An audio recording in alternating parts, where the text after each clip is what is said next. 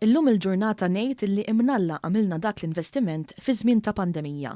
Dan kien is-sentiment ta' wieħed mill-managers tal-kumpanija SAW LTD li tul il-pandemija investiet 9 miljun euro fl-espansjoni tal-operat tagħha u anki f'teknoloġija tal-ogħla kwalità. Il-kumpanija taħdem l-għamara u tispeċjalizza fi proġetti kbar u qed tagħmel isem ma' klijenti lokali u anki internazzjonali. SAW LTD bdiet bħala ħolma b'bażi f'garax fil-Għargħur, iżda llum hija xempju tal-għaqal u l-bżulija tal-ħaddiem Malti li qed tħares lejn futur b'saħħtu u sostenibbli. Mark Kassar, wieħed mill-managers tal-kumpanija, qal ma' One News li l-investiment illi sar fl-aħħar sena kien ibbażat fost oħrajn fuq il-fejn qed timxi l-industrija.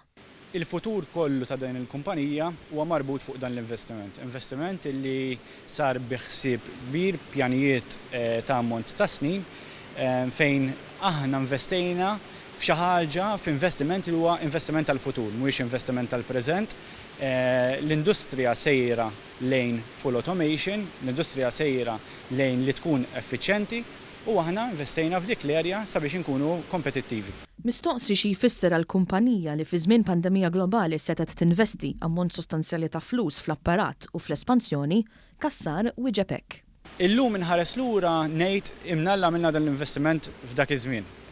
Kien hemm mumenti li wieħed jista' jaqta' qalbu għaliex għaddejna minn żmien diffiċli bħalma għaddew il-kumpaniji kollha ta' Malta, però bl-għaqal, bil-bżulija u pjanijiet tajbin aħna bqajna għaddejjin u llum ninsabu hawnhekk li ħnibdew ngawdu dan il-frott li se titbeta din il-fabbrika wkoll.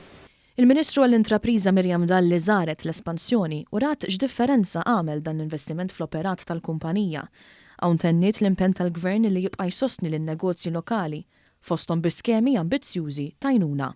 Se nkomplu nassistuhom bi skemi li għandna skemi li huma ambizzjużi, għandna skemi li qegħdin jgħinu wkoll lill-kumpaniji f'pajjiżna jħarsu ferm aktar lejn is-sostenibilità. Ser inkomplu noħorġu dawn it-tip ta' inċentivi u dawn it-tip ta' għajnuniet għaliex wara kollox irridu li nkunu spalla ma' spalla mal-businesses f'pajjiżna, mas-self-employed, ma' min għandu negozju żgħir għaliex bekk inkunu qegħdin ngħinu l-ekonomija u noħolqu aktar impjiegi ta' kwalità.